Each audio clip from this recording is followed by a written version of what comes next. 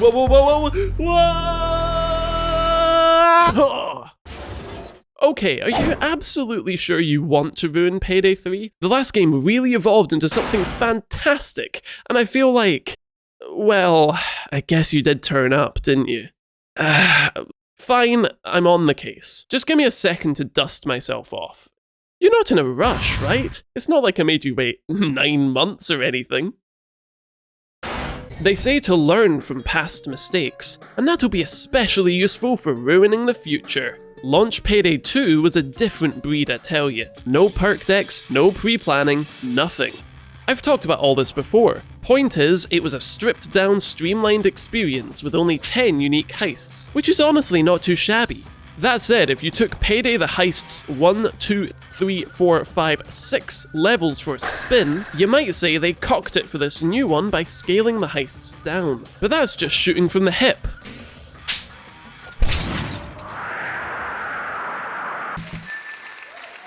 Payday 2 may have traded heist scale for quantity, but it also traded it for depth. Instead of telling you, let me show you.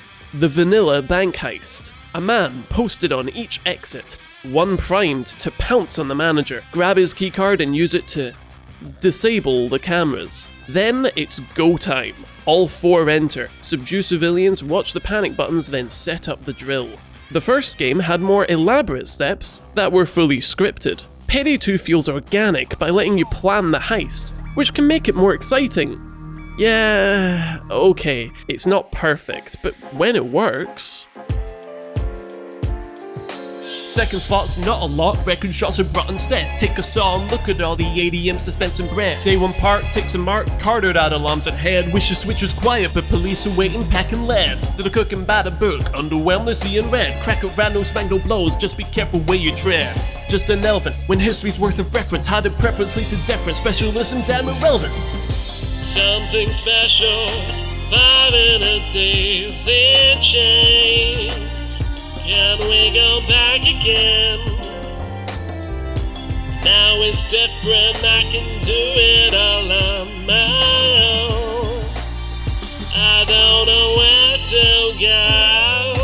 Think I'm back to tracking fiction, trip on trapping like distinction, graduate a backward soul, open empty, cozy cold, wink at camera, shed a tear, give no thought to the back of fear, celebrate with no applause, wanna die a natural cause, hand it over to the next one, to the best one, undress, promote, and regress one, it's what I'm hearing, burden here to fall endearing, branded when I'm reappearing, career careening to the end, give it to the next in line, life of failure, feeling fine. Honestly, the possibility of stealth in so many heists offers a crazy amount of replayability. That's without mentioning the whole skill tree system, which is a lot more open than the locked-in loadouts of the last game. Replayability and variation is a real strength for Payday 2. So, if we're gonna ruin Payday 3, it's not enough to simply offer fewer heists. In fact, why don't we offer more, but have them all play the same way every time? No depth, no replay value. Easy, first step is done. It's good to be back. It's like nothing changed. Ugh. That reminds me, I never told you the reference in the last video's thumbnail. It's the music video for Going Underground by The Jam. And we ask for bricks and we crash the pound going underground. Yeah, it's a deeper cut than the last one, but I was obsessed with musical references, and I just had to have one. Yep, I sure have matured since then. At the launch of Payday 2, Overkill Software had just 25 employees. 2 years later, they had 75. And who can blame them? They made their money back before the game even released. And how about this timely quote from then CEO Bo Anderson? We now look forward to the royalty income that can secure the company's development of its own IP in the future. Oof. Owie, my bones. I don't think they expected Payday 2 to sell so well for so long. In mid-2016, they announced Payday 3 and promised to support the second game for, quote, at least another 18 months. That'd bring it to, late 2018. That's not to say they expected a sequel by then. But well, they probably weren't expecting a release 5 years later. Of course, we all know what happened to Overkill. That's right, it's the Wandering Zombies! Overkill were optimistic, and they were ambitious.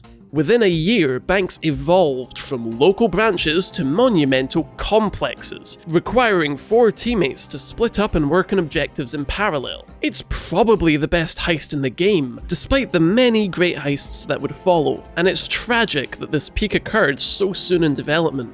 It marked a high bar that subsequent heists always had to shoot for, and so, much like the studio that designed them, the levels in Payday fell victim to scope creep. And, aw man, let me tell you, if the game was climbing to the top 10 of the Steam charts, it was clambering up quite a few creepers. Early Payday 2 was perhaps defined by the conveyor belt of paid and free DLC funneled into thirsty players' gobs. Heists would be an easy sell, but in a game so fantastical, how do you sell a bundle of plain old assault rifles? Hey, nice to see everybody. What about that power creep, eh?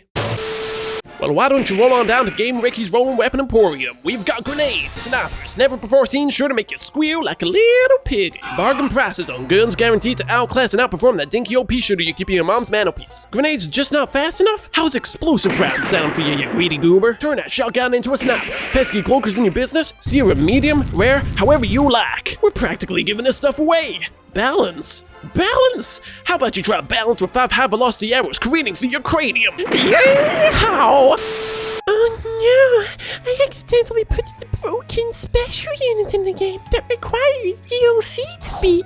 Yeah? DLC toyed recklessly with power creep, and years of rebalancing followed. They even added 2 new difficulty levels just to ease the gap between them. Since then, Payday has become just too balanced, too fair on new players. How dare they enjoy the game for what it is? Let's bring back those glory days and force players of Payday 3 to keep pace with difficulty changes by buying DLC. In keeping with scope creep, short heists are now banned, and let's bring back all the weapons and perk decks at launch. How about every irrelevant feature in the game, like safe house customization and skydiving? Why not? We have to be careful though. Despite these hurdles, Payday 2 ended up being lots of fun. So, on to the next step. Oh, sorry, just gotta consult some old files from the archives for this next bit. Nope. Insignificant. I'm just gonna talk, because that's what I want to do. Irrelevant. Oh. Irresponsible. In its preliminary performance, Payday produced a particularly preposterous portion of paid packs, but provided the possibility of priceless updates, so it could at least be understood. CrimeFest 2014 added one of the game's best heists, introduced 2 playable characters, as well as the brand new perk deck feature and a 5th skill tree, all for free. Though with the weapon pack complaints reaching a steady rumble, surely there was no way they could pull CrimeFest off again in the same manner. And don't worry, they didn't. The next event, Spring Break 2015, was funded through the purchase of 2 DLCs, a poor value weapon pack, and one that offered 4 masks and secret content. Some more masks and a random weapon skin, for $20 US. At the time, Overkill still harbored a fair share of goodwill among its players, but some individuals were quite disgruntled at the prospect of pre-ordering DLC. And oh boy, were they. Oh boy, how far must we fall, Overkill? Anyone who just blindly gives us money and hopes that all these things that they promise will be worth the money is a bit insane. Yeah, not my finest work. Though I was justified to go and make such a terrible video. At that time, several promised features had yet to be delivered, like safe house customization and the new special unit Captain Winters. Here they were promising another special unit, but only if players would fork out the cash for it. It was also just the worst special unit, and another overt reminder to buy the game's weapon DLC. Though I will say, the following year's new medic special was absolutely sublime. I love that enemy type. So, let's remove it from Payday 3. Yeah, there we go. This is something I can't support, and to be honest, I think if they pull something else like this, I'm gonna be very, very unsure of if I want to support Payday 2 and Overkill in the way that I have at the moment.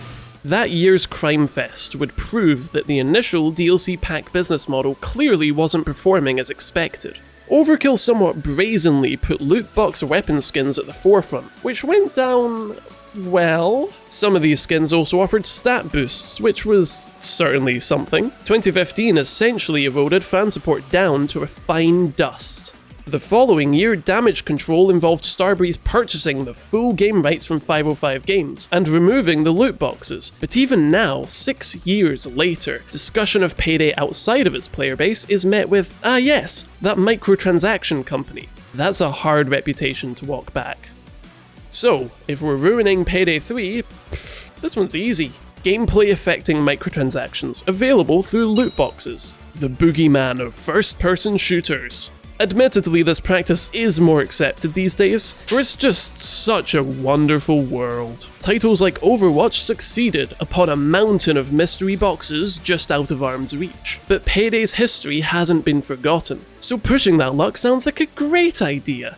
Given the way the tides are moving, perhaps a battle pass instead, though that does seem to mainly apply to player versus player games. It makes sense. These companies know that getting killed by a player with better looking gear makes you jealous, and that's what they like to weaponize. Though a battle pass may fly better, which we don't want, so it's loot boxes all the way down. Ooh, sorry, that's not supposed to happen. Well, while that gets back up and running, why don't I give you a quick tour of my espionage center of operations? My rock climbing buddy told me these hooks were great for cliffhangers like him. I wonder what happened to him. I always preferred fishing, but I only ever caught red herring. I still remember the day I broke this camera. It always wants to flash back at me. Here's the moral compass I used to justify all this corporate espionage we're doing. And over here... that's a gun. You know, I'm not actually sure where that came from. Content releases in Payday would soon change tack to something less controversial. Crossovers. John Wick, Point Break, Hardcore Henry, film releases that could be promoted through the playable medium, offering higher budget heists at the same old price. Since Payday 2 was heavily inspired by films like Heat, The Matrix, Die Hard and The Dark Knight, this sort of high-flying action was a good fit. Though you could argue it jumped the shark. Some of these promotions were quite unusual. I'm not sure how Reservoir Dogs benefited from a crossover.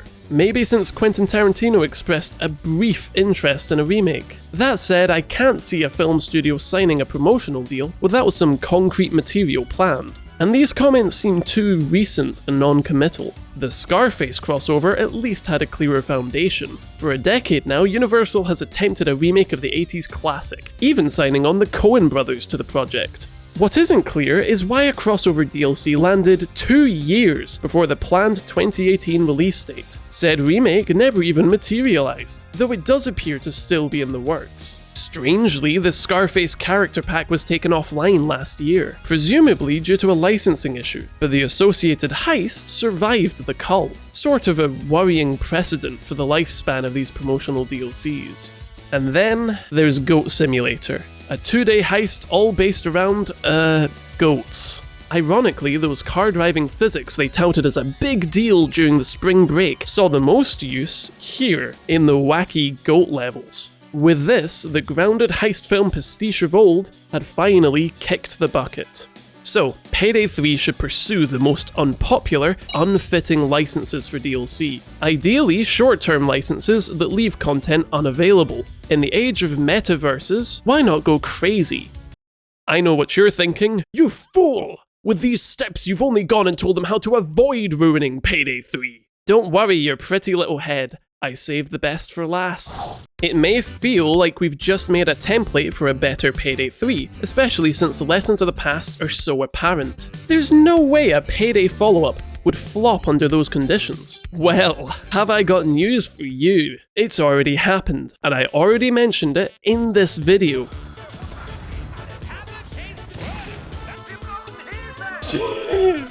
Do you know what I think's happened? It's spawning all of the enemies on Kurgan, who is stuck. Oh god. No, no, no. This game makes a minute feel like a lifetime. God. I just want to go to sleep. Better than nothing? Perhaps? That's a good way of putting it. Here we have an entire case study on what not to do, one that would take too long to cover in this video. But don't worry, we'll be getting to that very soon. Point is, this plan is watertight. Trust me, if you want to arbitrarily ruin Payday 3 out of, I don't know, spite, clearly I know what I'm doing.